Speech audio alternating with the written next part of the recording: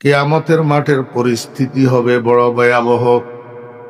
দুনিয়াতে একটা মাত্র সূর্য, আখিরাতে কিয়ামতের মাঠে 7টা সূর্য হবে। দুনিয়ার সূর্যটা পৃথিবী থেকে 9,30,00,000 মাইল উপরে।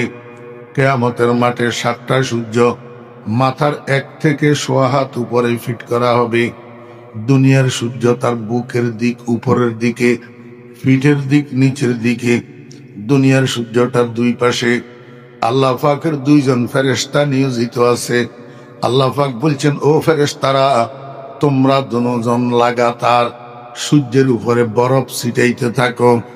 1 সেকেন্ডের জন্য তোমাদের বরফ ছিটানো যদি বন্ধ হয়, এই সূর্যের তাপে আমার বান্দাদের বসবাসের জায়গা দুনিয়া জ্বলিয়া ছাই হইয়া যাবে, বসবাসের উপযোগী আর থাকবে না। আমার বেরা দোস্তাবাব, এই এত কিছুর পরে একটা সূর্যের তাপে জুন জুলাই মাসের গরমে মানুষের জিব্বা বাইর হইয়া যায়। কুকুর পর্যন্ত গরমের চোটে খালের ভিতরে নামি জিব্বা বাইর করে দিয়ে দাঁড়ায় থাকে গরমের কারণে। এখন কিয়ামতের ময়দানে 7 সূর্যের তাপ কেমন হবে? দুনিয়ার জমিন হইল মাটির, আর কিয়ামতের ময়দানে ভূমি হবে তামার। মাটির স্বভাব হইল মাটি ঠান্ডা, মাটি আস্তে গরম হয়, মাটি নম্র, মাটি ভদ্র, মাটি বিনয়ী, মাটি সহনশীল, মাটি পরোপকারী। দোস্ত আহবাবেরা, এই জন্যই তো আল্লাহ পাক রব্বুল আলামিন আল্লাহর বানানো 4 মূল ধাতুর থেকে মাটি দিয়া মানুষ বানাইছেন। আগুন দিয়া বানাই নাই, পানি দিয়া বানাই নাই, বাতাস দিয়া বানাই নাই। কারণ আগুনের মধ্যে মানুষের ক্ষতি করার স্বভাব আছে, যেখানে লাগে জ্বালাইয়া পোড়াইয়া ছারখার করে দে। বাতাসের মধ্যে মানুষের ক্ষতি করার স্বভাব আছে, যেখান দিয়ে প্রবল গতিতে উড়ে সেখান দিয়ে সব কিছু উড়াইয়া তছনছ করে দে। পানির মধ্যে মানুষের ক্ষতি করার স্বভাব আছে, যেখান দিয়ে প্রবল স্রোতে গড়ায় সব কিছু ভাসাইয়া বঙ্গোপসাগর নিয়ে যায়। একমাত্র ধাতু মাটির মধ্যে মানুষের ক্ষতি করার স্বভাব নাই, বরং মানুষের উপকার করার স্বভাব। মাটিয়ে কয়, ও দুনিয়ার মানুষেরা, তোরা আমার ভিতরে খনন করি পায়খানা বানা, আমার ভিতরে খনন করি পেশাবখানা বানা, আমার বুক সিঁড়ি বোরিং করি তলদেশ থেকে খাওয়ার পানি উঠা। তোরা আমার ভিতরে খনন করি গড় বানা, ফিলার বানা, খুঁটি গাড় আমার ভিতরে খনন করি। যত খনিজ সম্পদ আমার ভিতরে আল্লাহ রাখছে, এগুলা উদ্ধার কর। আমার উপর দিয়া জুতা ফাঁড় দিয়া সারা দুনিয়া পদদলিত করি বেড়া। আমি কোনো সময় উহু করব না, আমি কোনো সময় বাধা দেব না। কারণ আমারে আল্লাহ বানাইছে ভদ্র বানাইয়া, নম্র বানাইয়া, সহল। এই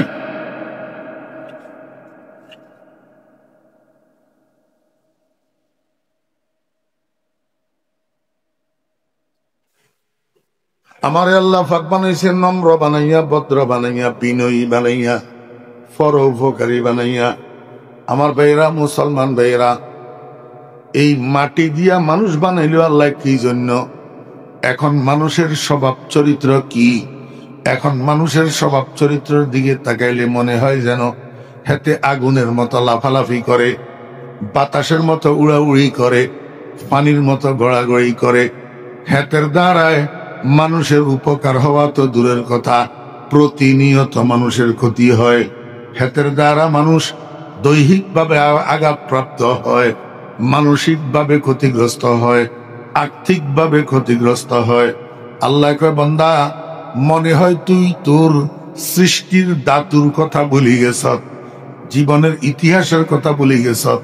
এই জন্য তোর আব্বা মারা গেলে, তোর মা মারা গেলে, তোর ভাই মারা গেলে, তোর আত্মীয় মারা গেলে, তোর নেতা মারা গেলে, কবরের ভিতরে যে সময় মাটি দিবি, সেই সময় নিজের জীবনের ইতিহাসটাকে আর একটু স্মরণ করি আয় কবরস্থান থেকে। মিনহা খালাকনাকুম ওয়া ফিহা নুঈদুকুম ওয়া মিনহা নুখরিজুকুম তারাতান উখরা। আল্লাহু আকবার। আমার বেরা দোস্তাবাব, আমি আপনাদেরকে বুঝাইতে চেয়েছিলাম মাটি ঠান্ডা, মাটি কোনো দিক থেকে তাপ পাইলেও গরম হইতে দেরি হয়, আস্তে আস্তে গরম হয়। আবার তাপ বন্ধ হইয়া গেলে তাড়াতাড়ি ঠান্ডা হয়ে যায়। কিন্তু তামা সেরকম না। তামা কোনো দিক থেকে একটু তাপ পাইলে তাড়াতাড়ি গরম হইয়া যায়, আবার একবার গরম হইতে পারলে সহজে ঠান্ডা হইতে চায় না। এই তামার জমিন হবে কিয়ামতের মাঠ। সাত সূর্যের তাপ, নিচে তামার জমিন। গরম হইয়া যখন পায়ের তালুতে গরম লাগবে, এই গরমের চোটে মাথার মগজগুলা গরম হইয়া উতলাইতে থাকবে, গলিয়া টপ টপ টপ টপ করে ফোটা ফোটা মাথার মগজগুলা নাকে দিয়া পড়বে। মুসলমান ভাইরা, একটা কথাও আমি নিজের থেকে বলতেছি না, সবগুলা সরকার দো আলম জনাব মুহাম্মদুর রাসূলুল্লাহ সাল্লাল্লাহু আলাইহি ওয়াসাল্লাম হাদিস শরীফের মধ্যে বলছেন। এবার এটা তো গেল গরমের বিষয়, আরো একটা বিষয় আছে যেটা কোরআন শরীফের মধ্যে আল্লাহ বলছেন, ইয়া আইয়ুহান নাসু তাকু রাব্বাকুম ইন্না যালযালাতাস সাআতি শাইউন আযীম ইয়াওমা তারাউনাহা তাযহালু কুল্লু মুরদিআতিন আম্মা আরদাআত ওয়া তাযাউ কুল্লু যাতি হামলিন হামলাহা ওয়া তারান নাসা সুকারা ওয়া মা হুম বিসুকারা ওয়ালাকিন্না আযাবাল্লাহি শাদীদ। আমার মুরব্বিয়ানে কেরাম, আপনারা তো নিশ্চয় ভূমিকম্প দেখছেন জীবনে, বারবার ভূমিকম্প, জীবনে বারবার ভূমিকম্প দেখছেন। দোস্ত, একটা ভূমিকম্প, সবচেয়ে বড় ভূমিকম্প কতটুক, যেটা রিক্টার স্কেলে 8 বা 8.5 মাত্রার হইয়া থাকে, সবচেয়ে বড় ভূমিকম্প। আমার বেরা দোস্ত আবাব, 1 মিনিটও পুরানা, কয়েক সেকেন্ড। এই কয়েক সেকেন্ডের বড় একটা ভূমিকম্প যদি জমিনে হয়, এক এক এলাকা মেসমার হইয়া যায়। ইরানের বাম শহর 7 মাত্রার ভূমিকম্পে মেসমার হইয়া গেছে, 50,000 মানুষ একসাথে মারা গেছে। ভারতের আজাদ কাশ্মীর শহরটা আল্লাহু আকবার ভূমিকম্পে মেসমার হইয়া গেছে। অল্প কয়েক সেকেন্ড, এরপরে আর নাই, এরপরে আর নাই। আল্লাহ পাক রব্বুল আলামিন কয়, দুনিয়ার মানুষেরা, কিয়ামতের মাঠে একটা কম্পন, একটা ভূমিকম্প লাগাতার চালু থাকবে, বন্ধ হবে না। বন্ধ? কবরের থেকে যখন মানুষগুলা কিয়ামতের মাঠে উঠবে, এই উঠি কোথাও স্থিরভাবে দাঁড়াইতে পারবে না। যেখানে দাঁড়াইতে যায় এখানে খালি ডুলে, ডুলনের কারণে স্থির হয়ে দাঁড়াইতে পারে না। এবার সামনের দিকে দৌড় দে, দৌড় দিতে দিতে দিতে দিতে আর কতুরা যাইয়া আরেকবার দাঁড়ায়, একটু স্থির হয়ে দাঁড়াইতে পারে কিনা, দেখে যে সেইখানেও স্থির হয়ে দাঁড়াইতে পারে না, সেইখানেও ডুলে। এবার সামনের দিকে আবার দৌড় দে, আর কতুর যাইয়া দাঁড়াইতে চায়, দেখে সেখানেও ডুলাডুলি বন্ধ নাই, ডুলাডুলি চলতে আছে। এইভাবে কিয়ামতের মানুষেরা একটু স্থিরভাবে দাঁড়ানোর জন্য একটা স্থির জায়গার তালাশে গোটা কিয়ামতের মাঠ দৌড়াইয়া বেড়াবে, পাগলের মতো হইয়া যাবে, পাগলের মতো। আল্লাহ কয়, এদেরকে দেখলে মদ খাওয়া মাতালের মতো মনে হবে। আসলে কিন্তু কিয়ামতের মাঠে মদ কোথায় পাবে, মাতাল কেমনে হবে? মাতাল না, আল্লাহ পাকের আযাব এত কঠিন যে আল্লাহর আযাব বরদাস্ত করতে পারে না। কিয়ামতের মাঠের ডুলাডুলি, এই ভূমিকম্প বরদাস্ত করতে পারে না। এই জন্য স্থির জায়গার তালাশে গোটা কিয়ামতের মাঠে মাতালের মতো দৌড়াদৌড়ি করে।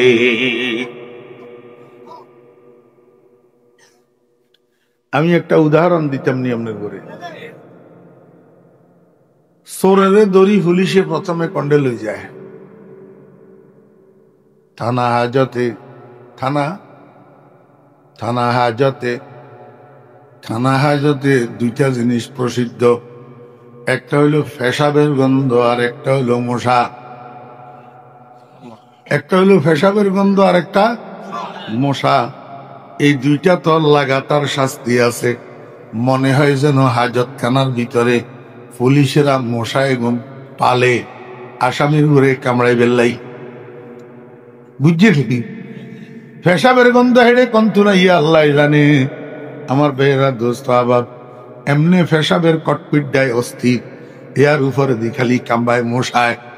আবার কতক্ষণ হরে হরে বলি শিখিয়া ডান্ডাই গেল ইয়াই কয় শালার বেটা ক তোর লগে আর কোন আসিল, কতক্ষণ মারে হেতে এবারে মারি বার হয়ে যায় গই, কতক্ষণ পরে আরি গিয়া ইয়ে ডান্ডাই গেলই হেতে এবারে কতক্ষণ মারে হেতে এবারে বার হয়ে যায় গই, আর কতক্ষণ পরে ওসিয়া ইয়ে কয় তোর গো ফিডায় যাই ভাই মুখ খুলতো নো আমারে দে আমি একখানা কতক্ষণ চেঁচিলই। এবারে সরাইয়া কয় ওসি সাহেব আমারে একখানা মেহরবানি করে সালান করে দেন, আমারে কোর্টে তোলেন, বাড়িতে গেলেও গেলাম জেলখানাত গেলেও গেলাম, যেটা বিচার হয় এটা মাথা পেতে মানে নিমু, কিন্তু এই হাজতখানার ভিতরে আপনার গো লাতি উষ্টা এগুলা আর বরদাস্ত হইতেছে না।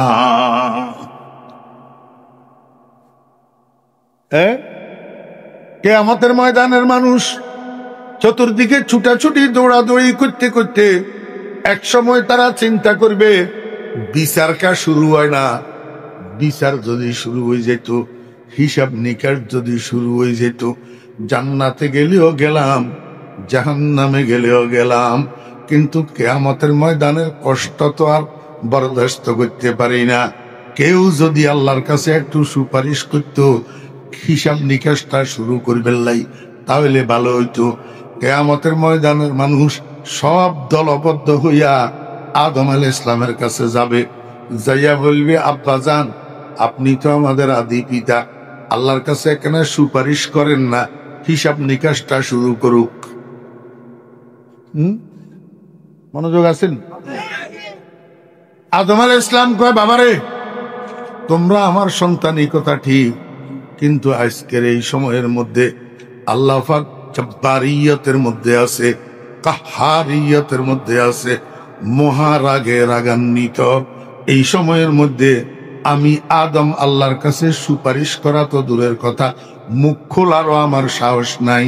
লাস্তু হুনাকা, এই সুপারিশের আমি উপযুক্ত না, বরং যদি তোমরা পারো আদমে সানি তোমাদের দ্বিতীয় আদি পিতা নূহ আলাইহিস ইসলামের কাছে যাও। কিয়ামতের ময়দানের সব মানুষ একত্রিত হইয়া নূহ আলাইহিস ইসলামের কাছে যাবে। নূহ আলাইহিস ইসলামে একই জবাব দিবে বাবারে আমার দ্বারাই হবে না, যদি তোমরা পারো ইব্রাহিম আলাইহিস ইসলামের কাছে যাও। ইব্রাহিম আলাইহিস ইসলামের কাছে যাবে, ইব্রাহিম আলাইহিস ইসলামও একই উত্তর দিবে বাবারা আমার দ্বারাই হবে না। তোমরা মূসা আলাইহিস ইসলামের কাছে যাও, মূসা আলাইহিস ইসলামের কাছে যাবে, মূসা আলাইহিস ইসলাম বলবে বাবারা আমার দ্বারাই হবে না। তোমরা ঈসা আলাইহিস ইসলামের কাছে যাও, ঈসা আলাইহিস ইসলাম বলবে ও কিয়ামতের মানুষেরা, ও আদমের সন্তানেরা, তোমরা এদিক সেদিক কেন ছুটাছুটি করতেছ, পাগলের মতো কি লাভ হবে? আল্লাহ পাক যে রাগান্বিত অবস্থায় আছে, এই রাগান্বিত অবস্থায় কেউ হিসাব নিকাশ শুরু করার জন্য আল্লাহর কাছে সুপারিশ করতে পারবে না, শুধু একজন পারে, ওনার নাম রহমতুল লিল আলামিন। যদি তোমরা পারো কিয়ামতের মাঠ খুঁজিয়া দেখো কোথায় পাওয়া যায় রহমতুল লিল আলামিনকে, রহমতুল লিল আলামিনকে যাইয়া ধরো, রহমতুল লিল আলামিনের দ্বারা তোমাদের সমস্যার সমাধান হবে। আমার বেইরা দোস্ত আবাব, এত বড় কিয়ামতের মাঠ, পৃথিবীর এক প্রান্ত থেকে অপর প্রান্ত পর্যন্ত গোটাটা পৃথিবী একটা দো মাঠে পরিণত হবে। এই মাঠের নাম কিয়ামতের ময়দান। কোথায় কাকে পাওয়া যায়? রহমতুল লিল আলামিনকে কোথায় পাওয়া যাবে? কেউ তো বলতে পারবে না রহমতুল লিল আলামিন কোথায়।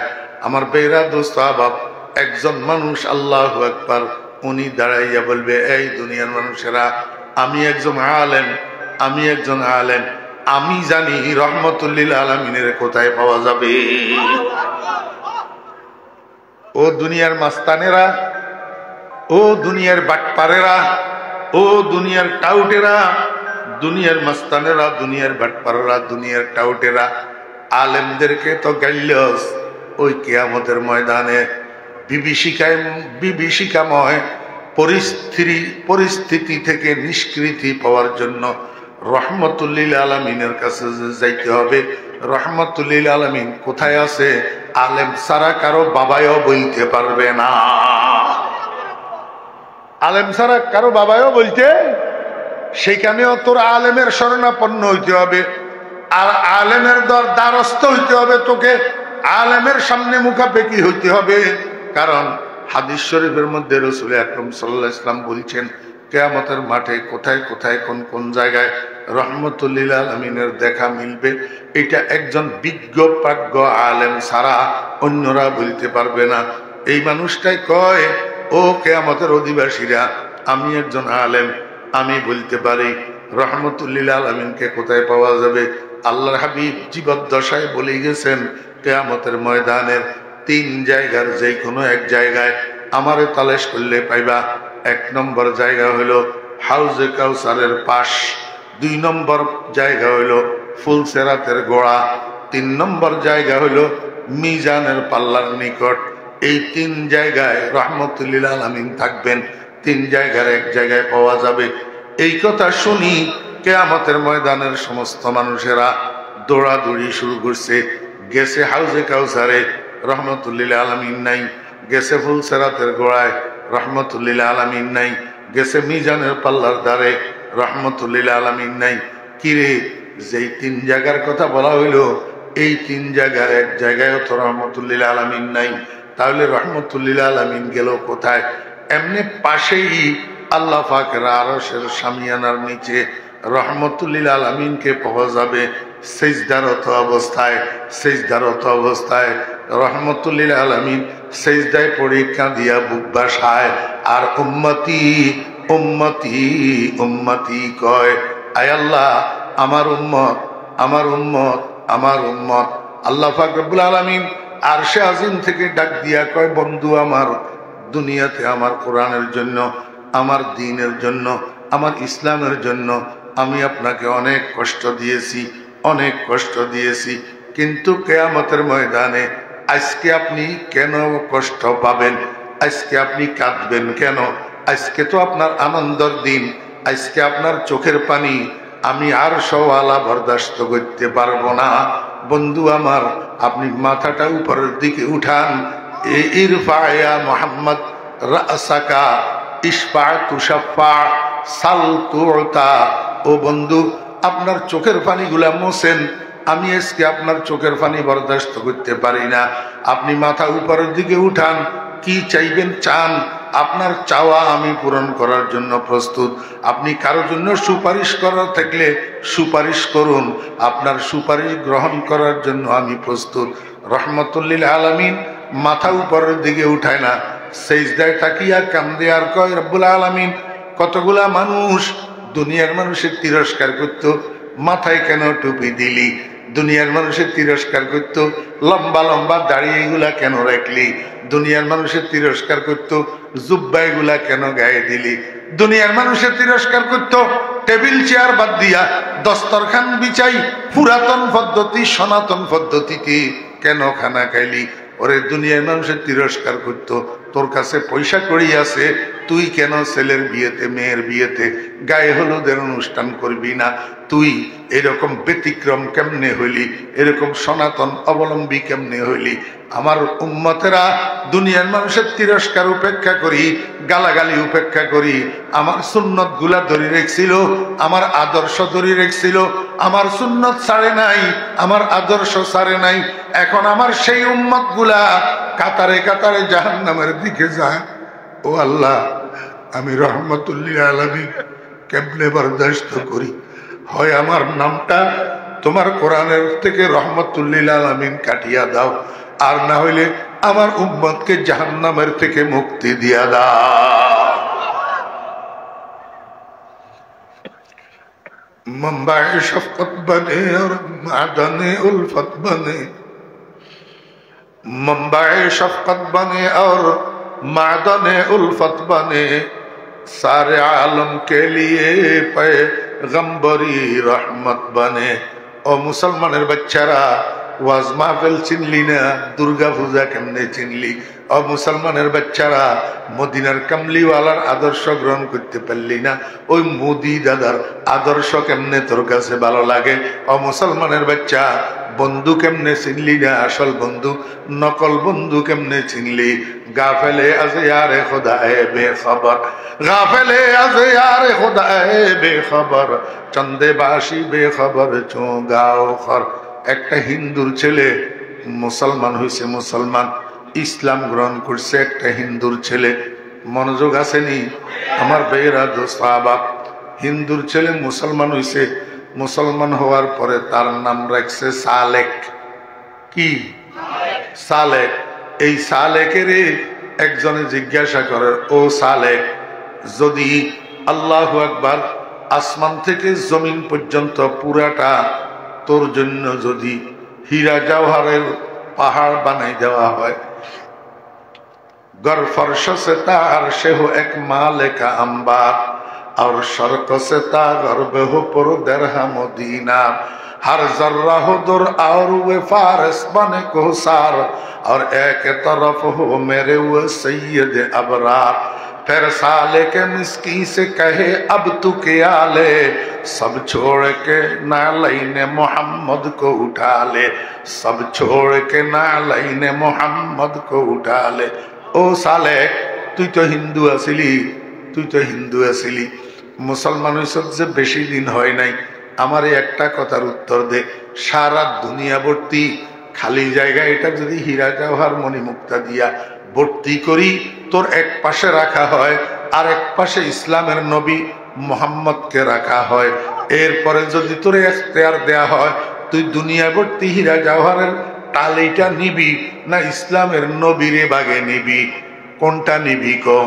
হিন্দুর ছেলে মুসলমান হওয়া নবমুসলিম সালেকে কয়, ও দুনিয়ার মানুষেরা, আমি একটুও দ্বিধা করব না, আমি সারা দুনিয়া ভর্তি হীরা জওহরের স্তূপ এটার দিকে তাকাবো না, আমি মুহাম্মদুর রাসূলুল্লাহ সাল্লাল্লাহু আলাইহি ওয়াসাল্লামের দুইখানা জুতা মোবারক বুকে জড়াইয়া নেব, দুইখানা জুতা মোবারক বুকে জড়াইয়া নেব, দুনিয়ার মানুষের দেখাইয়া দেব, ও দুনিয়ার মুসলমানের দেখ, তোরা তো জন্মগত মুসলমান, আমি তো জন্মগত মুসলমান না, আমি একটা হিন্দুর ছেলে, দেখ আমার কাছে সারা দুনিয়া ভর্তি হীরা জওহরের থেকে মদিনার কামলিওয়ালা মুহাম্মদুর রাসূলুল্লাহ সাল্লাল্লাহু আলাইহি ওয়াসাল্লামের দুইখানা জুতার দাম বেশি।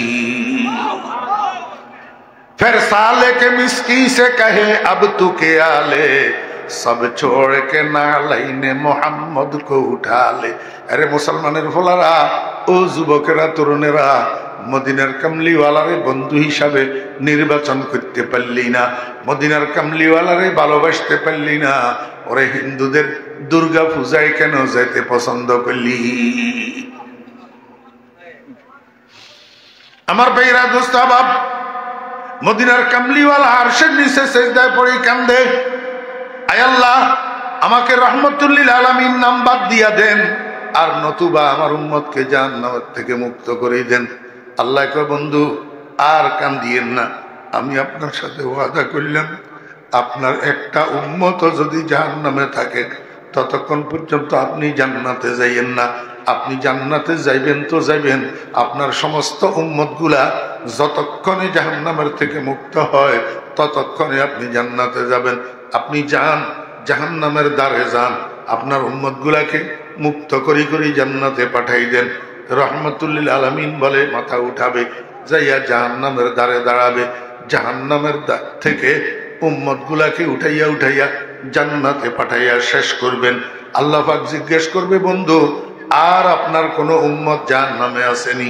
রহমতুল লিল আলামিন বলবে, মাওলা আর কোন উম্মত আমার জাহান্নামের মধ্যে নাই। আল্লাহ পাক বলবেন, বন্ধু আপনি রহমতুল লিল আলামিন যে কথা ঠিক, কিন্তু আলিমুম বেজাতিস সুদূর তো না, আপনি তো আলিমুম বেজাতিস সুদূর না, আপনি তো অন্তর্যামী না, আমি আল্লাহ অন্তর্যামী।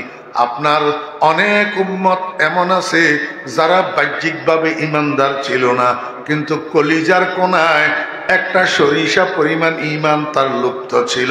শুধু একদিনের একটা মিনিট ব্যয় করি অন্তরের বিশ্বাসের সাথে একবার বলছিল লা ইলাহা ইল্লাল্লাহ মুহাম্মাদুর রাসূলুল্লাহ। আমি আল্লাহ সাক্ষী হইয়া গেছি, সে যে অন্তরের বিশ্বাসের সাথে একবার কালিমা পাঠ করছিল, আমি আল্লাহ সাক্ষী হইয়া রয়েছি তার কলিজার কোনায় এই সরিষা পরিমাণ ইমানটা লুপ্ত হইয়া রয়েছে, যেটা আপনি রহমতুল্লিল আলামিন জানেন না, কিন্তু আমি আল্লাহ জানি। অতএব দেখেন এখন আমি কি করি। আল্লাহ পাক বলে কুদরতের খাদ দিয়া জাহান্নামের মধ্যে একটা খামসি মারবেন, ওই এক খামসির ভিতরে কতগুলা উম্মতে মুহাম্মদিয়ারে উঠাইয়া এইভাবে নিক্ষেপ করে দিবেন, সবগুলা যাইয়া জান্নাতে পড়বে। এই এক খামসির ভিতরে 70,000 উম্মতে মুহাম্মদিয়া থাকবে, দুর্বল ইমানদার, যেগুলাকে আল্লাহ পাক কুদরতের খামসি দিয়া জাহান্নামের থেকে মুক্ত করে জান্নাতে ফেলে দিবে। এইবার বলবে, ও বন্ধু আমার রহমতুল্লিল আলামিন, এখন কনফার্ম আপনার কোনো উম্মত আর জাহান্নামে নাই, এবার আপনি জান্নাতে চলে যান। मुंबई शफकत बने और मादने उल्फत बने, सारे आलम के लिए पैगंबरी रहमत बने। আমার ভাইরা, আমি আপনাদেরকে বুঝাইতে চেয়েছিলাম কিয়ামতের ময়দানের বিভীষিকাময় পরিস্থিতিতে একটু হিসাব নিকাশটা শুরু করার জন্য আল্লাহর কাছে সুপারিশ যে করবে, এই সুপারিশটা করার জন্য আর কেউ মুখ খোলার সাহস করবে না, কারণ এই সুপারিশ এটা হলো শফায়াতে কুবরা। শফায়াতে কুবরা মহান সুপারিশ, সবচেয়ে বড় সুপারিশ। এই সুপারিশটা করার জন্য অধিকার দিয়া রাখছেন আল্লাহ পাক রব্বুল আলামিন শুধু মুহাম্মাদুর রাসূলুল্লাহ সাল্লাল্লাহু আলাইহি ওয়াসাল্লামকে। এত বড় মর্যাদার পজিশন আল্লাহ আর কোন নবীকে দেয় নাই, শুধু মুহাম্মাদুর রাসূলুল্লাহ সাল্লাল্লাহু আলাইহি ওয়াসাল্লামকে দান করছেন। কিসের বিনিময়ে? তাহাজ্জুদের নামাজের বিনিময়ে। আসা আইয়াবাতাকা রব্বুকা মাকামাম মাহমুদা। আমার ভাইরা দোস্ত বাব, এইবার একটা সূক্ষ্ম কথা বুঝেন। কোরআন শরীফের আয়াতের মধ্যে সিগা এক বচন, ফাতাহাজ্জাদ ওয়াহিদ মুজাক্কারে হাজার, বস আমরে হাজার মারুফ।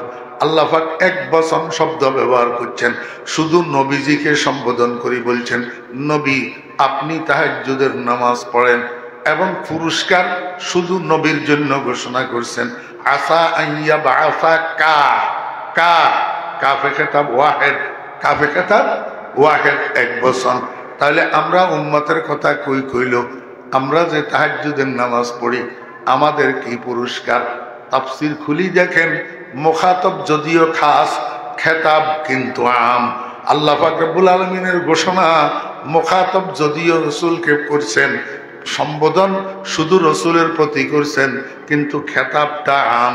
অর্থাৎ হে নবী, আপনি তাহাজ্জুদ পড়লে আপনাকে যেরকম আমি মাকামে মাহমুদ দান করব, মর্যাদার আসন দান করব, আপনার উম্মতেরা কিয়ামত পর্যন্ত যারাই তাহাজ্জুদের নামাজ পড়বে আমি তাদেরকেও দুনিয়া এবং আখিরাত উভয় জাহানে সম্মানিত করব।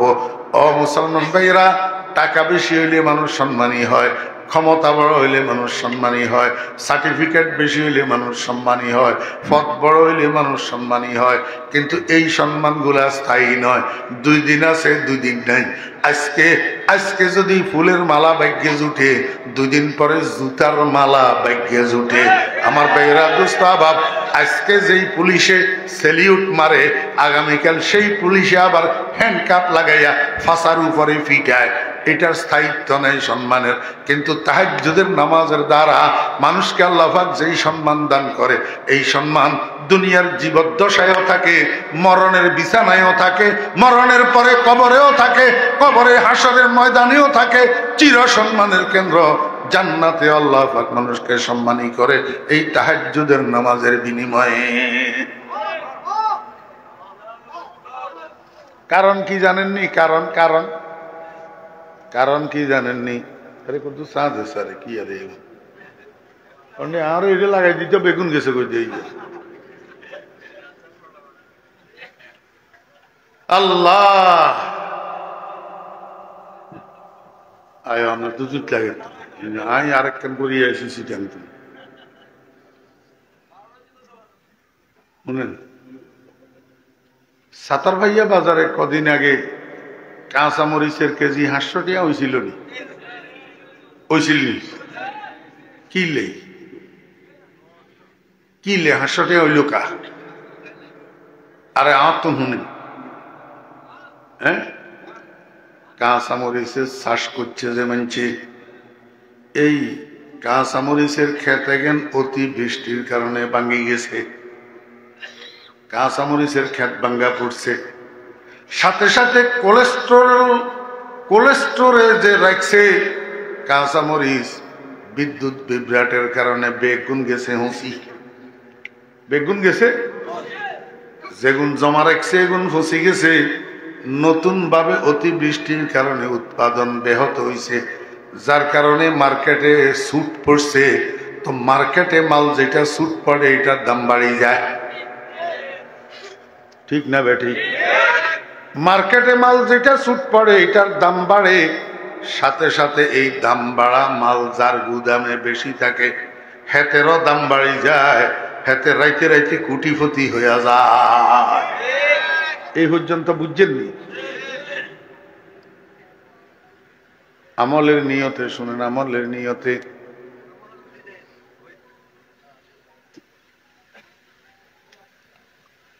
আমলের নিয়তে শুনেন মস্কারি ঠাট্টার নিয়তে নয় আমলের নিয়তে কাজে আইব মিয়া হ্যাঁ মনোযোগ সহকারে শুনেন আর যদি মস্কারি ঠাট্টার সাথে শুনেন ইন্নাল্লাহা ইয়ারফাউ বিহাযাল কুরআনি আকওয়ামা ওয়া ইয়াযাউ বিহি আখারিন কোরআন এমন এক জিনিস যেটাই কেয়রে কেয়রে উপরের দিকে উঠায় আর কেয়রে নিচের দিকে নামায় ধ্বংসস্তূপে ফেলে দে ধ্বংসস্তূপে খবরদার মস্কারির সাথে শুনিয়েন না মনোযোগ সহকারে খালেস নিয়তে আমলের নিয়তে শুনেন তো ইনশাআল্লাহ উপকারে আসবে আল্লাহ পাক সম্মান দান করবেন না হইলে রাস্তাঘাটে বেইজ্জত হওয়া লাগবো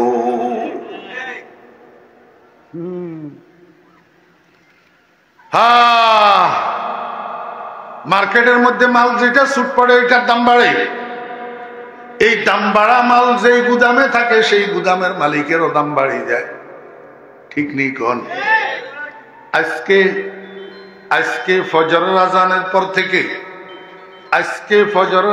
পর থেকে রাত্রের 12টা পর্যন্ত আল্লাহ পাকের ইবাদতের মার্কেটটা গরম আল্লাহ পাকের ইবাদতের মার্কেটটা গরম কেউ নামাজ পড়ে কেউ রোজা রাখে কেউ কোরআন তেলাওয়াত করে কেউ জিকির করে কেউ দরুদ শরীফ পড়ে কোনো না কোনো ভাবে কেউ না কেউ ইবাদতের মধ্যে মগ্ন আছে কিন্তু রাত্রের 12টার পর থেকে সেহরির সময় শেষ হওয়ার আগ পর্যন্ত রাত্রের 12টার পর থেকে ফজরের আজান দেওয়া পর্যন্ত এই সময়টার মধ্যে আল্লাহ পাকের ইবাদতের মার্কেট ঠান্ডা হয়ে যায়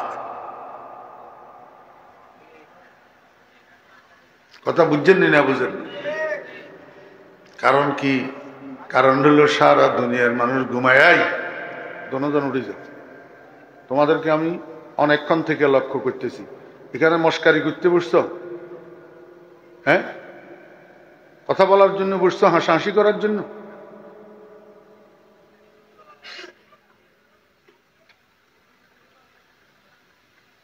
আর কিছু মুখের থেকে বাইর করলাম না সবর করলাম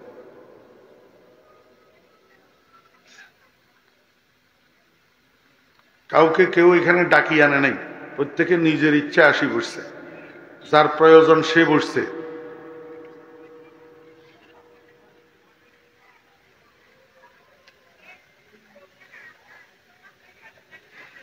এখনো দিলের সোজা কর বেটা দিলের এখনো সোজা কর আমি মুখের থেকে কিছু বাইর করলাম না দিলের এখনো সোজা কর এই সবুজ গেঞ্জিওয়ালা দিলের এখনো সোজা কর ধ্বংস হয়ে যাবি আমি কইলাম বেয়াদবি এইখানে বেয়াদবি করা যায় না এটা বেয়াদবির জায়গা না দিলের সোজা করি বয় ফরিদুদ্দিন নতুন বক্তা না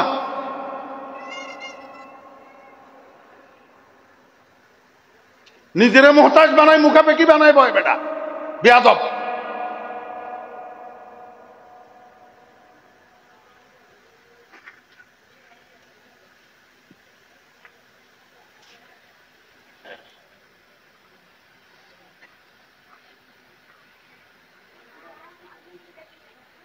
এত কিছু বলার পরে যদি মনোযোগ না থাকে, হতবাগানে তুই ফোড়া কপা।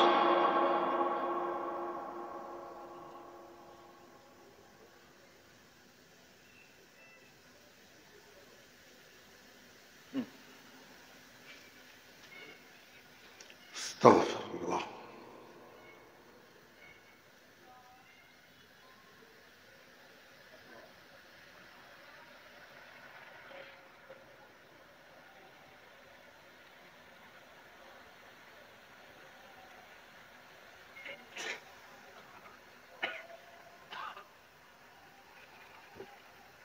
আপনারা মনে কষ্ট নিয়েন না, যে পর্যন্ত কথা হয়েছে এই পর্যন্ত আল্লাহ পাক আমাদেরকে আমল করার তৌফিক দান করে।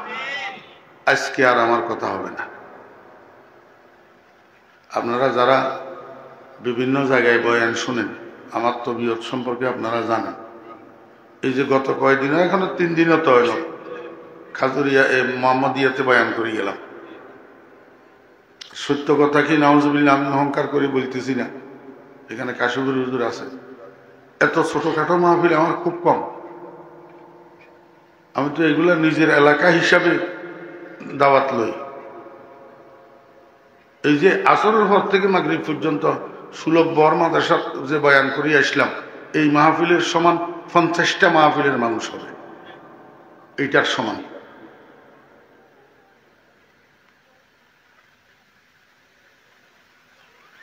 ডিস্টার্ব হলে আমার সমস্ত কথাগুলা এখানে তসবিহ ছড়ার মতো গাঁথা, এগুলা এলোমেলো হয়ে যায়, আমি আর কথা বলতে পারি না। একটা টার্গেট নিয়ে কথা শুরু করি, কোথার থেকে শুরু করলাম, কোথায় নিয়ে পৌঁছাবো, কোথায় ফিনিশিং দিব, এটার সারাংশ কি, এটা মানুষের সামনে উঠাই ধরা হইলো আমার কাজ। আমি তো কতক্ষণ এদিকে গোল্লা ছুট মারি না। শুরু থেকে শেষ পর্যন্ত কথা একটা সূত্রে গাঁথা থাকে।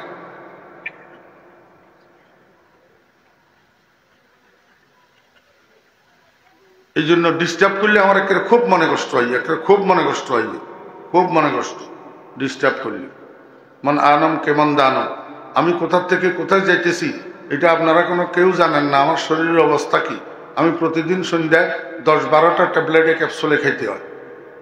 আগামীকাল জোহরের পর লাম্বুরাট মাদ্রাসার জলসা, মাগরিবের পরে বয়ান সারিয়া মাদ্রাসার, এশারের পর 10টার সময় বয়ান চন্দ্রকোনা ইউনুসিয়াত। আমার ঘুম কোথায়, আমার রেস্ট কোথায়, আমার আরাম কোথায়? ইয়াবুদুন, আমি জিন এবং ইনসানকে সৃষ্টি করি নাই, মগর এই জন্য সৃষ্টি করছি যে তারা যেন আমার ইবাদত করে। এবার বুঝে থাকলে বলুন, জিন এবং ইনসানকে আল্লাহ পাক কি উদ্দেশ্যে সৃষ্টি করছেন? সবাই বলেন।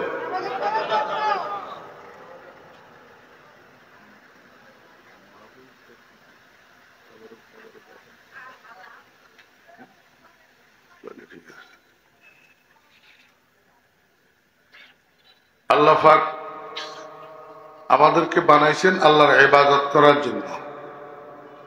সবাই ইবাদত বুঝেননি? জি, ইবাদত বুঝে না যে ইচ্ছা মুসলমান আসেনি। এখন ইবাদত গুলা দুই প্রকার, কতগুলা ইবাদত হইল ফরজ আর কতগুলা ইবাদত হইল নফল। ফরজ ইবাদতের টাইম টেবিল আছে না? নাই। ফরজের মধ্যে 1 নম্বর ফরজ হইল 5 ওয়াক্ত নামাজ, টাইম টেবিল আছে না নাই? 2 নম্বর ফরজ ইবাদত হইল যাকাত, এইটারও টাইম টেবিল আছে, বছরে একবার। 3 নম্বর ফরজ ইবাদত হইল হজ, টাইম টেবিল আছে না নাই? 4 নম্বর ফরজ ইবাদত হইল রোজা, টাইম টেবিল আছে না নাই? আছে। আর কতগুলা ইবাদত আছে নফল ইবাদত, এগুলার কোনো টাইম টেবিল নেই, এগুলার কোনো কি নেই, যে সময় মনে চায় এই সময় করা যায়। এই নফল ইবাদত যেগুলো আছে মানুষ ফরজের গুরুত্ব বেশি, ফরজের গুরুত্ব বেশি, ফরজ কম্পালসারি, কিন্তু নফল কম্পালসারি নয়। কিন্তু আল্লাহ পাকের নৈকট্য লাভ করে মানুষ বেশি ফরজের দ্বারায় না নফলের দ্বারায়? নফলের দ্বারায়। আল্লাহ পাকের নৈকট্য লাভ হয় বেশি কিসের দ্বারায়? নফলের দ্বারায়। কিনলেই কম্পালসারি যেটা এটা তো না করেই উপায় নেই, ফিডার ডরেও করণ লাগে। নফল যেটা সেটা তো কম্পালসারি নয়, করলে করলেও না করলে নেই। এইটা মানুষ কোন সময় বেশি করে? মায়া বেশি থাকলে। কি বেশি থাকলে? আপনারা মুরব্বীরা কইয়েন, হোলায় নিয়ে আর কনের দরকার নাই। এই মানছে বউয়েরে এই বছরে শাড়ি কোয়ান দেওয়ার কর্তব্য। বউয়েরে এক বছরে শাড়ি কোয়ান দেওয়ার লাগে, কর্তব্য কোয়ান। মানিওলা ইজ্ঞায় বছরে শাড়ি কোয়ান হিন্দে।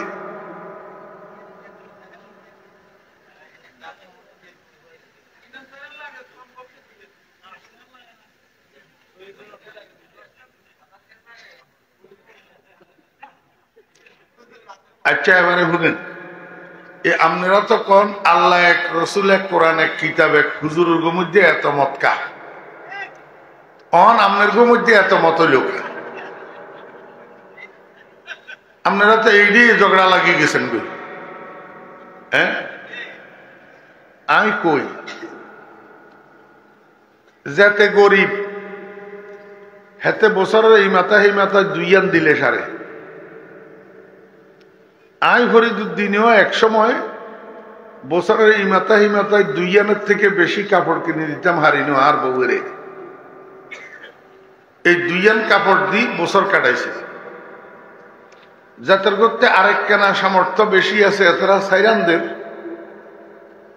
যাদের করতে আরেক কেনা সামর্থ্য বেশি আছে এতরা সোয়ান হিন্দার, যাদের করতে আরেক কেনা সামর্থ্য বেশি এতরা আষ্টিয়ান হিন্দার। কোন এই 30 খান শাড়ি শোকেসের মধ্যে জমা থাকুন, এটা কি কর্তব্যের আওতায় পড়েনি? আপনার দেশের সাহাবের বউ গলের শোকেসের মধ্যে 20-30 খান শাড়ি জমা আছে না নাই? আরে আই হাগলা ইয়ার বলতে অত মনে হয় 40 খান আছে। হিয়ার হরেও 3 দিন হরে হরে একবার আনিয়েন 7 জায়গা তো একেন শাড়ি। কথা ঠিক না বেঠি? ইঞ্জিনিয়ার সাহেব ঢাকা যান, ইঞ্জিনিয়ার সাহেবের বউয়ের শোকেসের মধ্যে 25 খান আছে শাড়ি জমা। যাইবের সময় বউয়ে কয় যে ইঞ্জিনিয়ার সাহেব আইকে আল্লাহ একেন বেনারসি আনিও। একেন কি আনিও? বেনারসি। এখন বেনারসি শত কামের ভিতর দিয়াও ইঞ্জিনিয়ার সাহেবের 10,000 টাকা দিয়ে বেনারসি কেন লইছে? জি, এখন এইটা বাড়িটা নিয়ে বউরে দিলে বউ খুশি বেশি হয় না কম? বেশি। কিনলেই এটা কোনো ইঞ্জিনিয়ার সাহেবের কর্তব্যের আওতায় পড়ে না। এই বেনারসি ইঞ্জিন আজকে না আনলে বউয়ে বাপের বাড়ির যাই ইঞ্জিনিয়ার সাহেবের বিরুদ্ধে নালিশ করতে হইতো, বোর্ড অফিসের চেয়ারম্যান সাহেবের কাছে বিচার দিতে হইতো। যেতে শুনবো হেতে করবো তোতে শাড়ি আছে কোয়ান হুঁচিস কেন, তুমি তো পাগল নি কেন, তুমি আবার বিচার দিতে আইছো কিনে করবো নি না করতো। তাহলে মানুষের মন খুশি হয় কর্তব্য পালন করার দ্বারায় না কর্তব্যের বাহিরে কাজ করার দ্বারায়? কথা বুঝছেন নি না? বুঝলেন? আপনারা ধান লাগাই বেল্লাই, ধান কাট বেল্লাই কামলা ধরা আননি তো কামলার কামকরণের পিরিয়ড কতক্ষণ হইতে কতক্ষণ পর্যন্ত? বেঞ্জা হানিবাদ খাই শুরু করে, হানিবাদ খাই আসরের আজান দেওয়া পর্যন্ত কাম করব। এখন আপনার হেঁকা জমিন রয়ে গেছে, হেঁকা বুঝেননি? রোয়া রুই বেল্লাই জমিন রেডি করছে, যে এখন কামলা হাজগায় মিলিয়ে আসর পর্যন্ত এটা রোয়া রুই শেষ করত আরে ন, রুইতে রুইতে রুইতে রুইতে মাগরিবের আজান দি, মাগরিবের নামাজের টাইম যাই, এশার আজান দিছে আর তুই শেষ হয়েছে। তো কি হয়েছে? শেষ হয়েছে। হইলা নম্বরে গৃহস্থ সাতার ভাইয়া বাজারে লই যাই হোটেলে, কজে টাইট করি খা, যাতে যা খাইতি আরস, যাতে যা খাইতি আরস। এবারে বেতন হইছে ডেলি 500 জনপ্রতি, দিছে 1100 করি, 100 টাকা বেশি। কিনলেই ওই কর্তব্যের বাহিরে কাজ করার দ্বারা মালিকের মনটা কি হয়ে গেছে? খুশি হয়ে গেছে। ঠিক তদ্রূপ ফরজ হলো কর্তব্য নিবানো, আর নফল হলো কর্তব্যের বাহিরে উদ্বৃত্ত কাজ।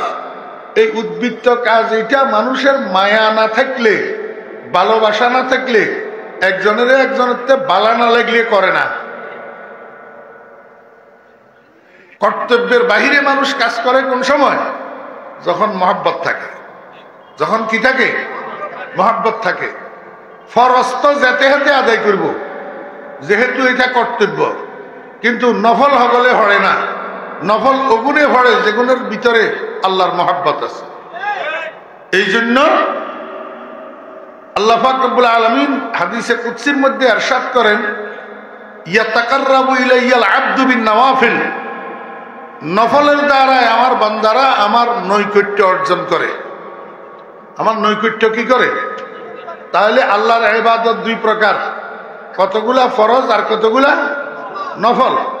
এই নফল ইবাদতের মধ্যে একটা হচ্ছে জবানি ইবাদত আর একটা হচ্ছে জিসমানি ইবাদত। নফল ইবাদত একটা মুখের দ্বারাই হয় আর একটা শরীরের দ্বারাই হয়। মনোযোগ আছে নি? মনে থাকবো নি? হ্যাঁ, মুখের দ্বারাই নফল ইবাদত যেটা হয়, এটার মধ্যে শ্রেষ্ঠ হইল জিক্রুল্লাহ। কি জিক্রুল্লাহ? মানি আল্লাহ জিকির, আল্লাহর জিকির। আর শরীরের দ্বারাই যে নফল ইবাদত করা হয়, এটার মধ্যে শ্রেষ্ঠ হইল সালাতুত তাহাজ্জুদ, তাহাজ্জুদের নামাজ। তাহাজ্জুদের নামাজ। এখন এই যুগের আখেরি জামানার মুসলমান ভাইয়েরা তাহাজ্জুদ নামাজ কি এর কয় চিনি হতো না। সারা জীবনে একদিন তাহাজ্জুদ পড়ে না যে এমন মুসলমান বুড়ে বুড়ে আছে না? নাই, একদিনও হরে না, একদিনও হরে না। অথচ এই দুইটা ইবাদত, একটা তাহাজ্জুদ আর একটা জিক্রুল্লাহ, এই দুইটা ইবাদতের দ্বারা বড় বড় দুইটা পুরস্কার কনফার্ম হয়। দুইটা ইবাদতের দ্বারা বড় বড় দুইটা পুরস্কার কি হয়? কনফার্ম হয়।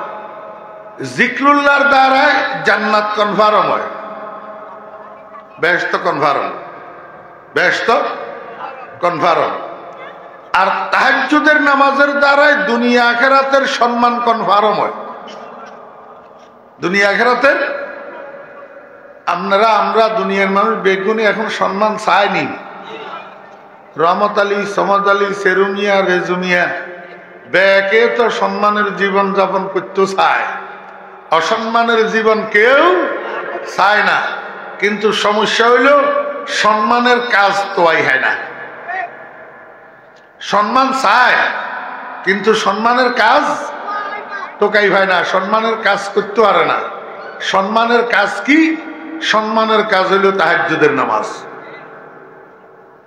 আল্লাহ পাক রব্বুল আলামিন আল্লাহর বন্ধু মুহাম্মদুর রাসূলুল্লাহ সাল্লাল্লাহু আলাইহি ওয়াসাল্লামকে কোরআন শরীফের মধ্যে বলছেন, ওয়া মিনাল লাইলি ফাতাহাজ্জাদ বিহি নাফিলাতাল লাক আসা আন ইয়াবআসাকা রাব্বুকা মাকামাম মাহমুদা।